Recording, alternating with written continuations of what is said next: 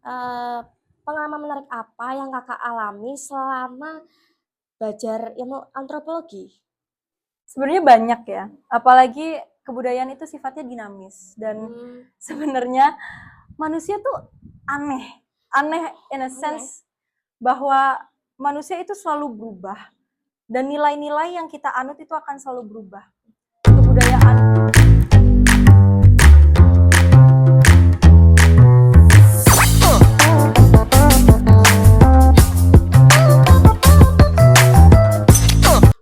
Halo Sobat Bahagia TV, kembali lagi di episode Ngopi, Ngobrol Happy bareng Bahagia TV. Pada kesempatan kali ini, aku Fitri Halimah Sadia sebagai host pada episode kali ini kedatangan tamu spesial dari Universitas Erlangga. Dan kakak ini dari jurusan antropologi. Nah, pada episode kali ini kita akan membahas semuanya itu tentang antropologi. Nah, ini kakaknya. Hai kakak, bagaimana halo, kabarnya? alhamdulillah baik. Nah, sebelum kita membahas diskusi episode kali ini, kakak mau perkenalan dulu ya, agar Boleh kita saling banget. kenal ya. Boleh. Hai. Halo semuanya, salam kenal. Nama aku Rakrian Laksmi. Seringkali disebut Laksmi aja biar nggak repot-repot Oh ya. iya, Aku sekarang ngambil jurusan antropologi di Universitas Erlangga. Salam kenal oke, semuanya. salam kenal ya Kak Laksmi. Nah, pertanyaannya, aku itu mau bertanya tentang antropologi itu sendiri. Nah, antropologi itu mempelajari tentang apa sih, Kak? Kalau dari yang aku searching, itu mempelajari tentang manusia secara menyeluruh, tapi aku masih belum paham. Dan kenapa Kakak milih jurusan itu? Oke, benar, antropologi adalah studi mengenai manusia secara keseluruhan ya.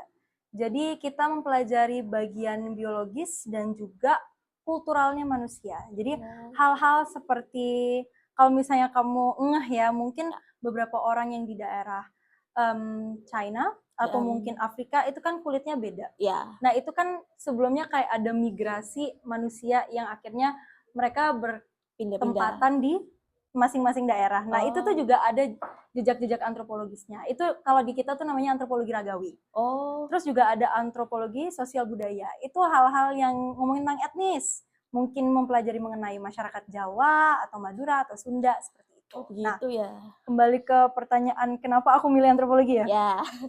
Sebenarnya semuanya karena keluargaku itu milih antropologi semua. Oh, Keluargaku tuh semuanya antro dan aku bukannya FOMO atau gimana ya, tapi dari kecil tuh aku udah dijejelin materi-materi antropologi gitu. Jadi kayak wah ternyata menyenangkan ya kalau misalnya kita nggak semata-mata ngelihat manusia dari lapisan paling luarnya. ya. Karena kalau misalnya kita gali-gali terus itu semua benang merahnya tuh nyambung Jadi gitu. kelihatan semuanya. Iya makanya seru sih Oke, sebenarnya.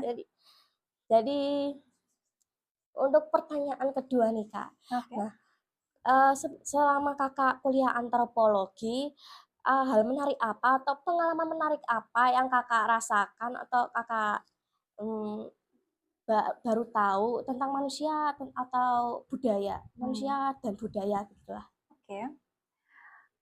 Sebenarnya setiap hari di antropologi itu kita mempelajari hal yang baru ya. Iya, Apalagi kalau di antropologi sifatnya budaya itu berubah secara dinamis. berubah-berubah. Berubah-berubah bener banget. Karena kayak misalnya kalau misalnya kita ngelihat budaya di masyarakat tahun 1980-an, 1970-an, Ya, nilai-nilai yang kita anut itu jauh berbeda dengan kita ya, yang sekarang ya, tentunya. beda Dengan generasinya. bener banget dengan perbedaan teknologi dan juga kondisi lingkungan sekarang Lingkungannya, itu merupakan suatu faktor dalam perpindahan nilai-nilai kebudayaan. iya, Nah, dari situ aku sekarang mempelajari bahwa semuanya tuh tiba-tiba beda aja. iya berubah, Bener banget, gratis. even dari aku maba sampai sekarang ini kurang lebih tahun 2 mau ketiga aku Oh, di antropologi, isu-isu yang kita bawakan itu beda. Dulu pas aku maba, isu mengenai artificial intelligence belum hal yang besar. ah, Tapi sekarang menjadi hal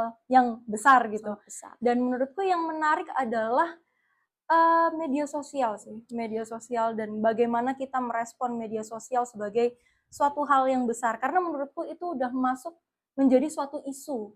Seperti contohnya, um, ada satu apa ya aku bisa bilang tokoh yang membahas mengenai bagaimana kita itu mengalami bisa dibilang tuh kehilangan arah ketika kita disajikan media sosial. Dalam arti kata lain, ketika kita punya jadwal ya Instagram atau TikTok atau Twitter, YouTube bisa juga, kita akan menyajikan suatu image yang kita ciptakan dari bagaimana kita melihat diri kita.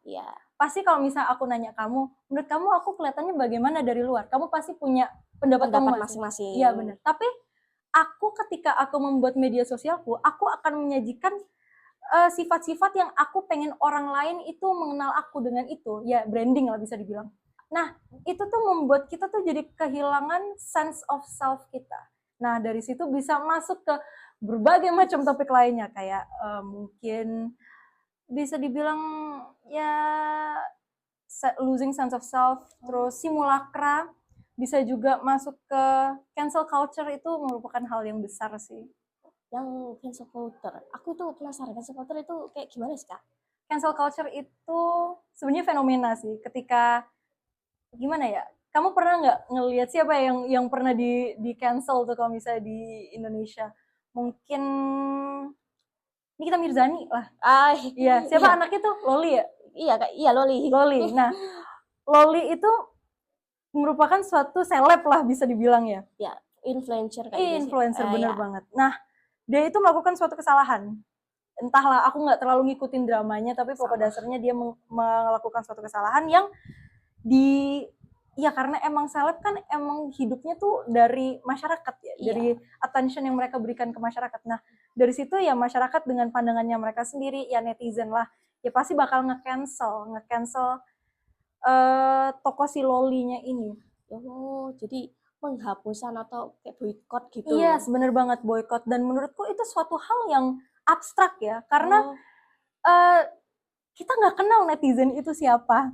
Kita nggak kenal orang-orang, kayak bayangin kalau misalnya itu diterapkan di kehidupan nyata, kamu melakukan suatu kesalahan, let's say kamu nyontek gitu, tiba-tiba out of nowhere ada orang yang nggak kamu kenal tiba-tiba ngatain, lu kok gitu sih?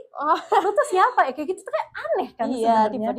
Tiba-tiba banget. Dan itu kalau misalnya kita lihat di media sosial, itu menjadi sesuatu yang dinormalisasi, seakan-akan itu merupakan hal yang lazim gitu loh. Nah, itu sebenarnya menimbulkan pertanyaan mengenai etika dalam bermedia sosial, berteknologi. Dan etika tuh merupakan suatu hal yang kalau misalnya kita lihat itu kayak enteng gitu ya. Tapi itu menurutku pribadi dan mungkin beberapa teman-teman dari jurusanku melihat bahwa etika merupakan suatu isu yang semakin lama semakin terkikis.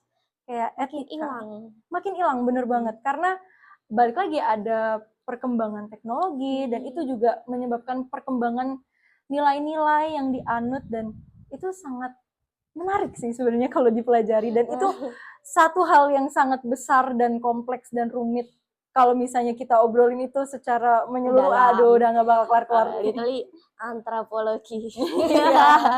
Oke, sekarang kita lanjut ke pertanyaan terakhir nih. Nah, pertanyaan terakhir, antropologi itu berguna nggak untuk kehidupan sehari-hari atau di dunia kerja? Sangat berguna, at least menurutku ya. Karena menurutku social studies itu sangat berbeda dengan saintek.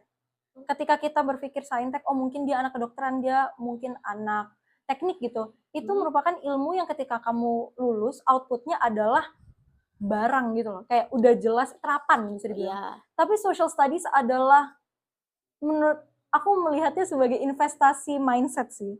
Karena misalnya gini, kamu marah sama orang Jawa karena dia sungkan.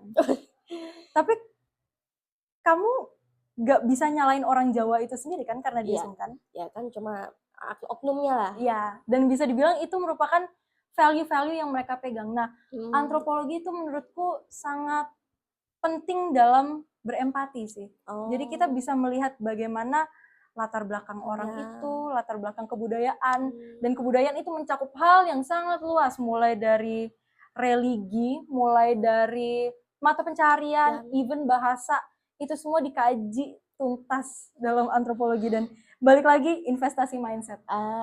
Gitu. Oke, karena aku udah gak ada pertanyaan yang ingin aku sampaikan. Nah, aku punya satu hal yang aku mau sampaikan lagi. Boleh. Punya kesan dan pesan menarik gak selama KKN di sini? KKN di sini ya. Ya. Sangat menarik ya. Ini merupakan suatu experience baru untuk diriku. Aku nggak pernah benar-benar menghabiskan waktu sebanyak ini terjun ke masyarakat, berkontribusi secara nyata lah bisa dibilang. Dan kesan dan pesanku adalah aku berharap, meskipun aku tahu dan aku merasa bahwa aku belum bisa banyak memberikan ya kepada teman-teman, kepada masyarakat di sini, aku berharap apa yang aku berikan dengan segala keterbatasannya bisa bermanfaat bagi teman-teman semua. Oke, dan apa kakak punya motivasi untuk teman-teman dari SMA yang mau lulus dan mereka ingin melanjutkan kuliah tapi mereka itu ragu? Oke. Ini merupakan suatu isu yang besar ya, tapi menurut aku adalah kita semakin lama semakin kompetitif. Masyarakat pun selalu akan berubah seperti itu. Seiring zaman waktu. Seiring zaman waktu udah pasti kita semakin kompetitif dan